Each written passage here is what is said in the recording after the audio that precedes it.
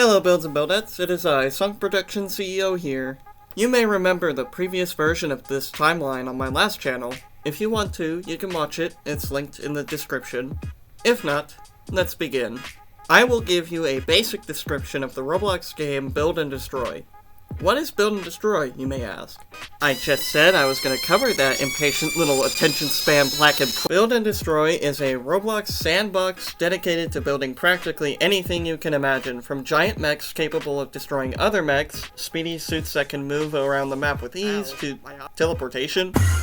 Wait, what? You can make tanks, robots, boats, planes, spaceships, bricks with decals that kill everything they touch, you name it. It is glitchy, but that gives Build and Destroy quite a bit of its charm.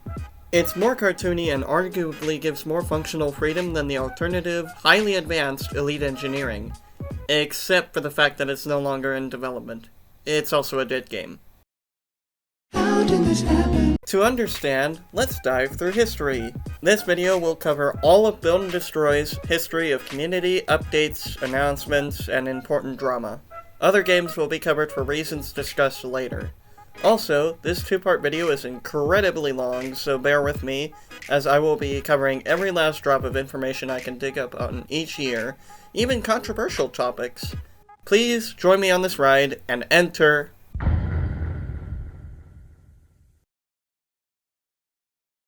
In the beginning, God created the heavens and the earth. Wait, I grabbed the wrong Genesis script. There we go. The year was 2018, and there was a game before Build and Destroy for mech building called Build Your Own Mech, or BYM for short. BYM was highly popular, made on May 13th, 2009 by Sharky99, and currently sitting at almost 12 million visits. That is like if 32% of Tokyo's estimated population in 2024, 37.1 million people, played BYM. That is crazy. BYM was super popular until a security update from Roblox fixed the rampant hacking and exploiting shenanigans. The filtering enabled update for Roblox unintentionally broke interacting with builds in BYM, which made the game practically unplayable. No one could see other builds, no one could fight other people, it was a giant mess. BYM would shut down for many years on July 25th, 2018, being reworked and waiting for the right time to come back. Understandably, the player base was going through BYM withdrawal. No other games at the time really attempted to do what BYM did, save for another game called Build Your Cybersuit. More details for this incident are in the Senator Lord Odin video in the description. Before the shutdown, a guy named Zenuvius made a game like BYM called Rebuild Your Own Mech, or RBYM. It was published July 20th, 2018, 5 days before BYM's shutdown. That game currently sits at a little over 4 million visits. Before Zenuvius worked on RBYM, he was working on a remaster of a game called Survival Craft, hosted on his defunct Discord server, Games by Zen and Zin. More on that later. RBYM was pretty basic at the time, with the first update on August 4th, 2018 adding the mech controller. This tool allows for better control of builds, be it through controlled flight, movement, or other things. The version 0.0.4 update later that day introduced many follower parts, decal parts, textures, particle emitters, pressure bombs, shields, alongside bug fixes and adjustments to the configure tool. The configure tool, or multi-tool, is used for customizing blocks, whether you are changing size, color, material, weld type, or how fast a motor spins, how powerful a spike is, or even how strong a pressure bomb is. August 12th's version 0.0.4.5 update brought shoulder joints that are capable of rotating anyway, alongside a better suited physics engine and other bug fixes. Bug fixes will be common, so I will leave a text note for if there are hotfixes in an update. Spoiler, there are a lot of updates with bug fixes. And then, on September 3rd, BYM reopens. And then it shut down again on the 4th. Yeah, it's not coming back. Yet! On a more serious note, September 16th had an announcement from Sharky99 who talked about his shattered collarbone that he was recovering from, and after applying for short-term disability at his job, he would work on BYM more. He continued to do all of that around December 15th, and on December 30th, 2018, a temporary BYM reopening game was published, only to be permanently shut down days later. Things were not looking good for BYM fans, except for the hot new mech building game made by Zen.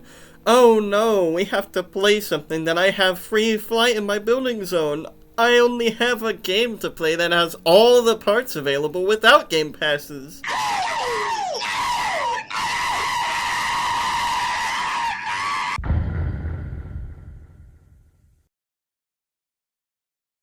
New year, new me? Oh. We opened up on January 14th, 2019 with RBYM being renamed to Build and Destroy, or BAD for short. The acronym was swiftly changed to BND by basically everyone. The name was decided upon in Zen's Discord, which I currently have no access to. Future me, get access to the archives in Zen's Discord. Another BYM announcement, which will be the last for a while, on January 18th, 2019, an announcement from Sharky99 is published. Is it about BYM reopening, many wondered? Nope, he is no longer working on BYM.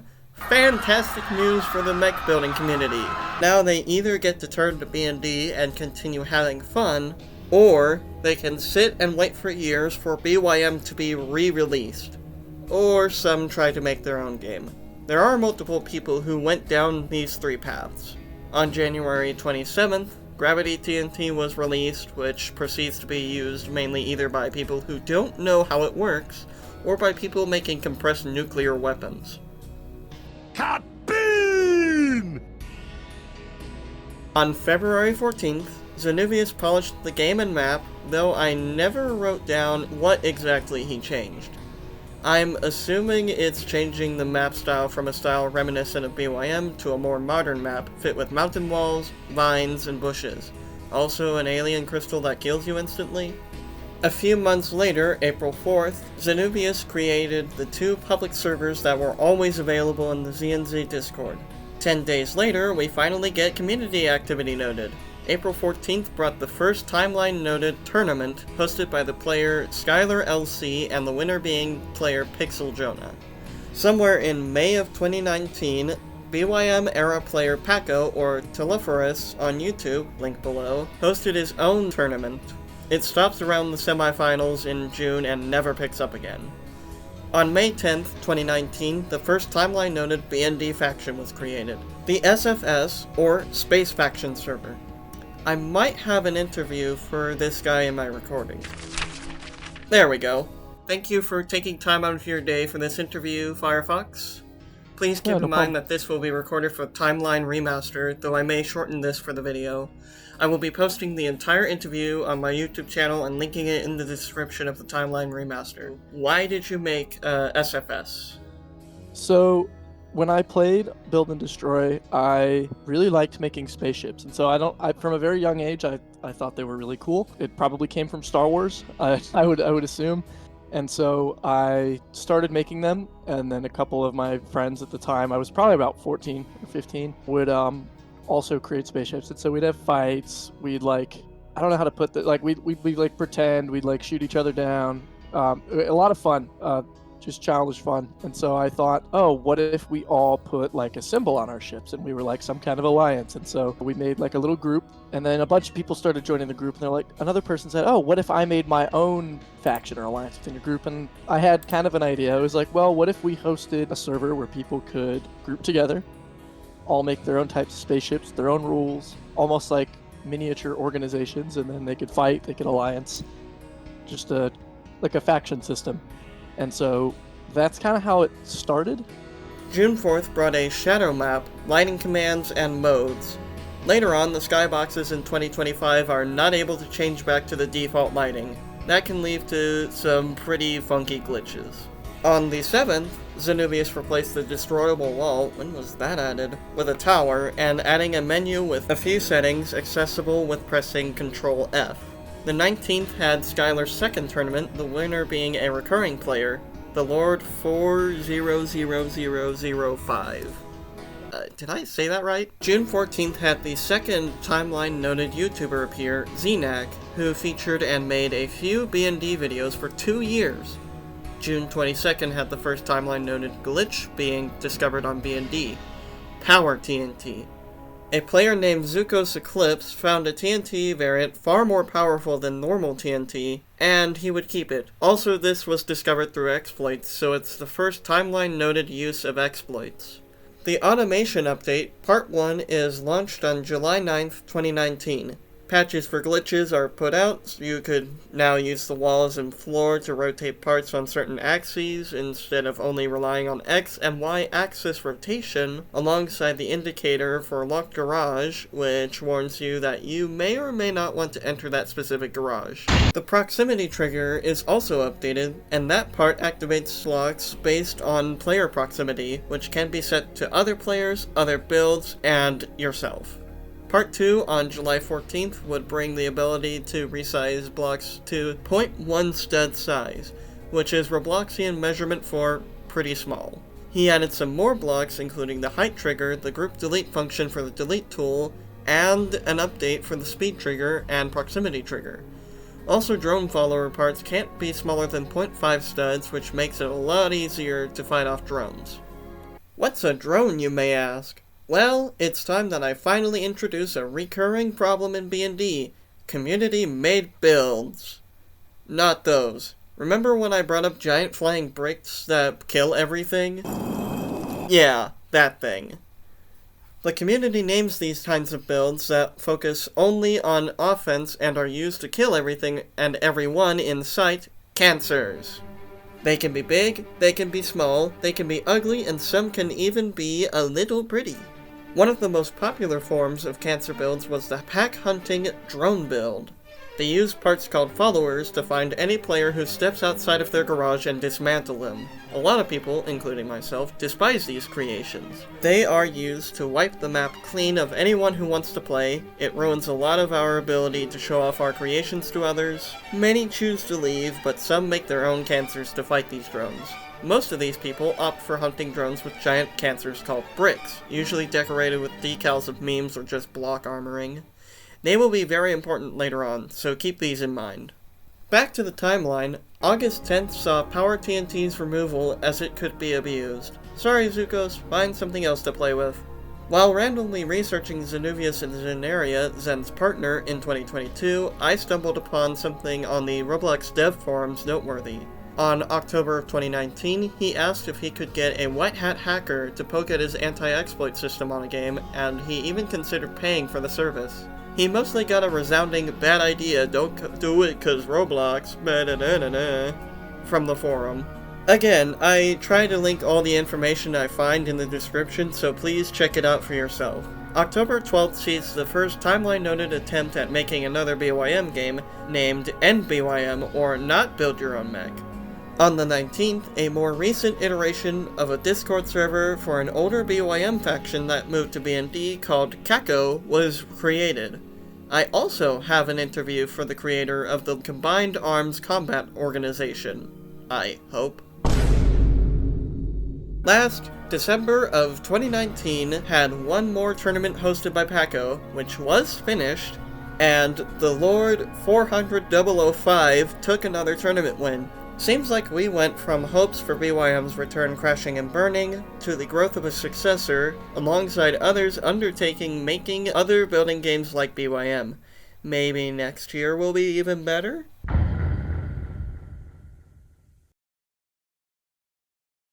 We have now made it to the pandemic era. Everyone was stuck at home, so there may be quite a bit that happens, but also it felt like this year lasted a long time. 2020 started off pretty good with a patch. At some point, a player named Swiftieth discovered a glitch to go over the build part limit of 3,000 blocks, and it was apparently stealing parts of the map to make this happen.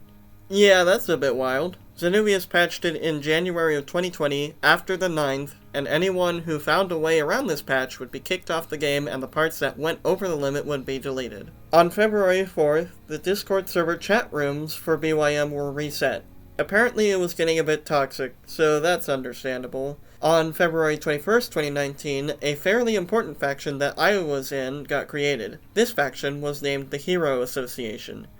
Anyone who wished to register as a member would need to follow certain rules for building a suit for the faction. Your suit and overall playstyle would then be ranked in terms of strength and some other attributes. The main thing they did was fight cancer builds with these suits. Considering the power of the cancers, you would need something a bit stronger than a small suit to take one down. However, they have managed most of the time. Clearly, the owner, Gillat1, was a One Punch Man fan when he made this. Enough from me, here's an interview with Gillat1. Why did you pick the theme or themes that you did for HA? Was it a taste, challenge for, like, improving builds, or, like, combat, or was it something else? I think it was all of the above. I wanted to see suits rival mechs, rival spaceships. I fought full-heartedly, and I think I was correct. Like most people who knew what suits were truly capable of at the late stages of B&D, suits could rival and even surpass builds that were many, many times larger than them. I remember even back in my days in BYM, I managed to create a suit that was faster than anything else. Like, nothing came close to it. And B&D got even more extreme with what I managed to find out with my suit. And I was like, I'm sure you can do that with other things. There are other powers out there that you can get, like a lot of glitches, a lot of guns and stuff you could like incorporate in suits, and it just worked so perfectly using the physics of how the suits work. Like there's the whole Roblox player physics that is a big factor of the suit combat, which is what helped with gigantification suits. Sometime in March of 2020, a glitch was found to make the conveyor part reach a speed of 500 studs per second. The conveyor part is used to move things. It also seems to have infinite force, so you can fling a lot of things and go from sitting still to a certain speed in an instant. It is the primary flight system for simple ships and cancers. This glitch sparked some drama since a Catco member discovered it, and people debated putting it on official faction builds. Note the maximum speed normally was 200 studs per second at the time. Even 300 speed conveyors of current B&D outclass the older 200 speed conveyor builds, so imagine 200 versus 500. On March 8th, the SFS faction went through a reset. According to the leader, the faction went through seasons and reset every now and again to make sure no one gained too much power in the faction. Somewhere in this month, but after the reset, Roblox YouTuber Platinum RBX started playing for the first time, publishing a mech fight between him and another recurring player named Awesome Ricky Guy 123. This YouTuber will go on to make multiple videos about B&D, amassing tens of thousands of views between all of his B&D content. On March 27th, a player named Robo made a top 10 B&D player list, and I jokingly added a note on the timeline saying it's probably him 10 times. If anyone has that list, please send it to the timeline server, linked below. The 31st saw the SFS making a group of players hunting down mechs that have a certain physique, and they even got a few builders banned. Sounds funny, but they did do a service to the player base, as no one wanted overly sexualized mechs permeating B&D. On the 6th, the B&D Car Crew Discord server, dedicated to cars, was raided by a group and was completely ruined. Not cool, guys. On April 10th, not Build Your Own Mech development permanently halted, and on the same day, a new game surfaced, developed by Robo, Build Your Vehicle, or BYV.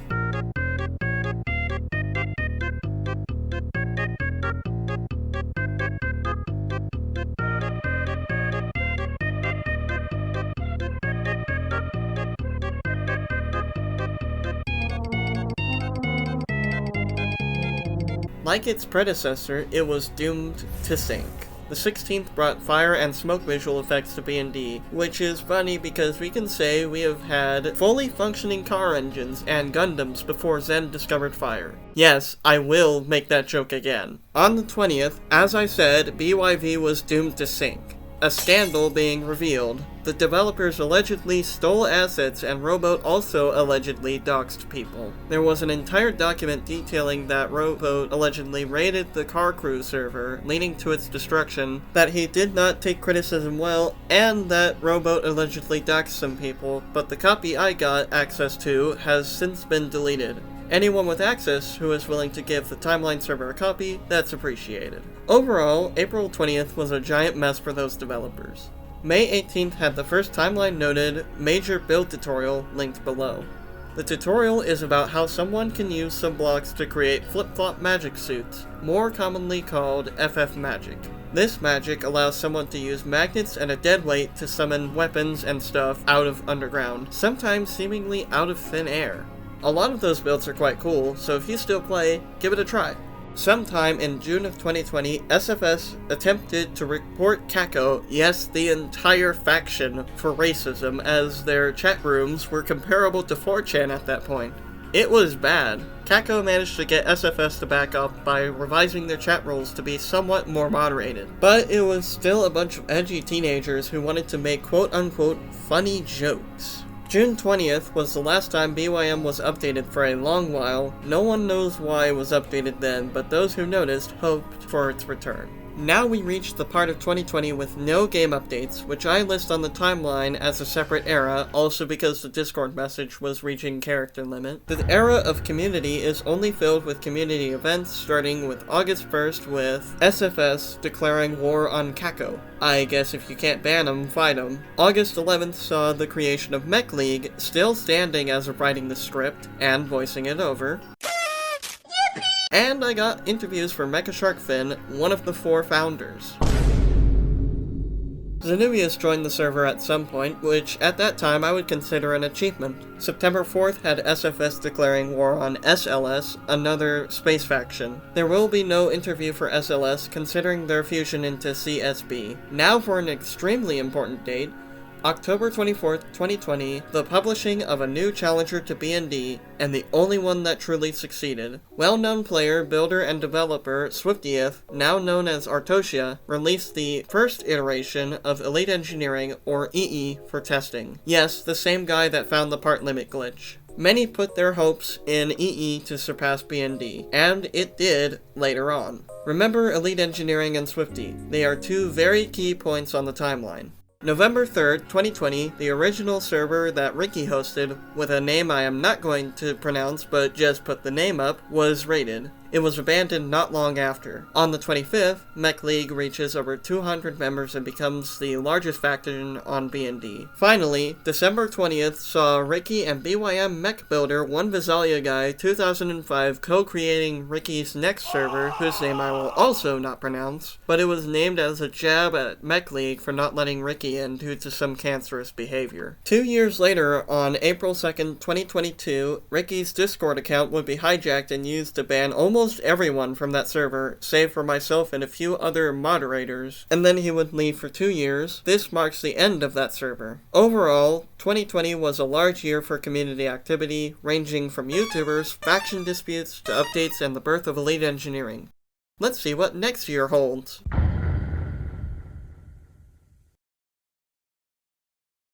The pandemic era was still happening at this point, and that means more chronically online activities to note. Spanning from January to February of 2021, CSB would be created through the merging of SFS and SLS. Faction Marriage is now canon! February 28th had another unfinished mech tournament hosted by a player named Armor. Jumping forward a bit, on May 9th, 2021, chat triggers are added which turn on parts upon receiving a certain chat message from you alongside the now removed death trigger and still in-game button on the 12th. May 24th saw the addition of the anti-gravity part and zero-gravity part being capable of floating and ignoring gravity respectively. Looks like Viz is vanishing again for this bit.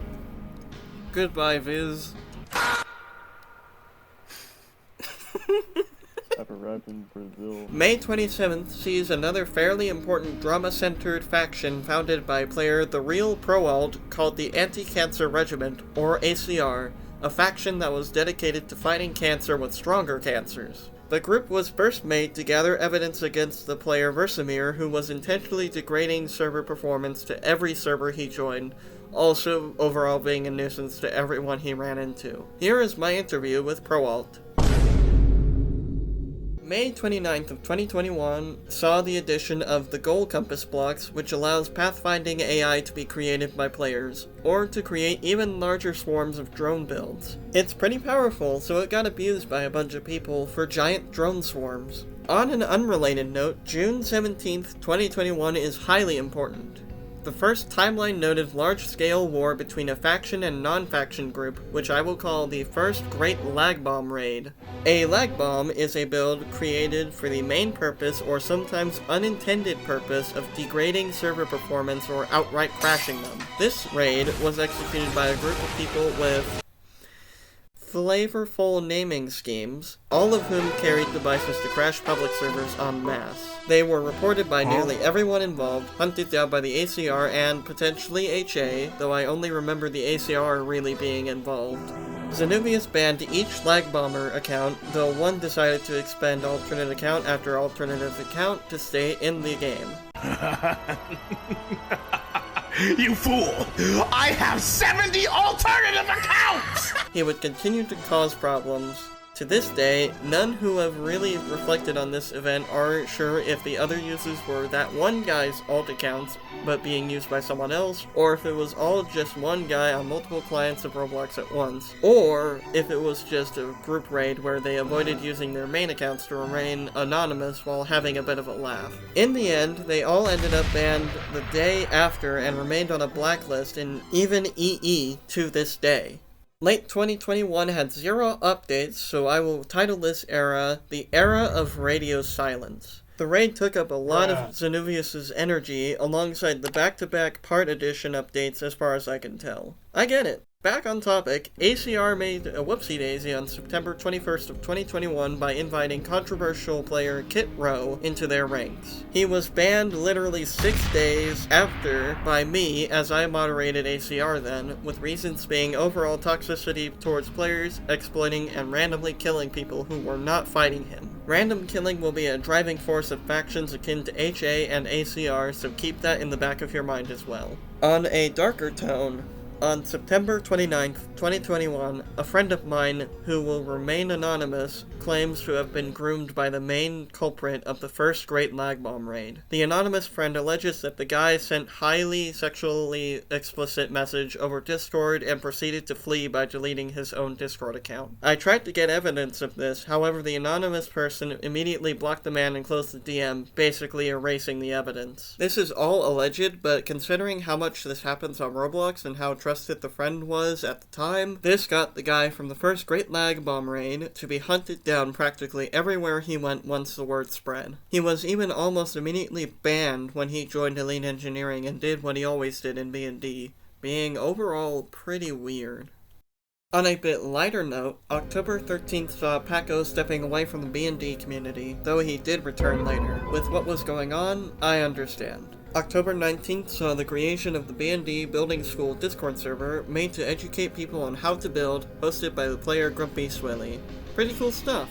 October 23rd, 2021 held a pretty important clearing up of some misconceptions in the community during the time. For a while, factions like ACR and HA have heard of a mysterious APOC group that was full of people who were kind of making the game semi-unplayable on public servers through cancers and even lag bombing runs. They hunted them down and eventually found APOC Core, a group that is similar in name alone. The group was actually similar to the HA, however they did not care about keeping suits at a certain power level. They also focused at the time on building, but the ACR and HA misunderstood completely what they were and went on a witch hunt against the faction. Basically, a giant drama-fueled faction war was declared, but the owner of HA, Gilad 1, decided to get into contact with the owner of APOC Core, Bob Jibbo 1. They arranged a duel between their factions on a private server, and afterwards Gilad asked Bob about APOC Core, and that's when we all realized that we drew up pitchforks for nothing. Afterwards, APOC Core became allies with the HA and ACR since multiple ACR members were also in HA monitoring activities for significant threats. Not too long afterwards, on the 28th, the infamous Chipotle Roblox outage happened due to ransomware. Bruh.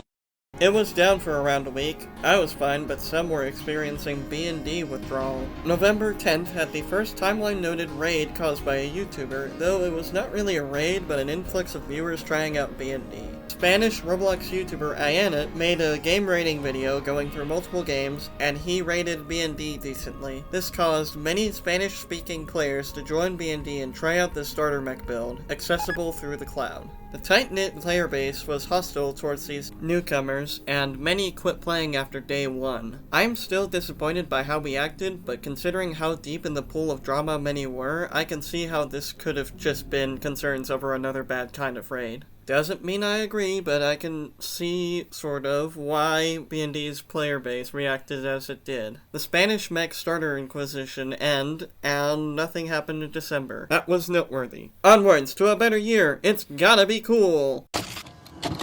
Well, not for this video. The script I wrote up for this is 15 pages long, so this will be split up. I will be sharing my thoughts in part 2. For now, I hope you are enjoying the Build and Destroy Timeline Remaster. This project has taken time to make, so please like, comment, and subscribe for more. Go forth, builds and buildettes, and I will see you next time. Bye! Roll the credits!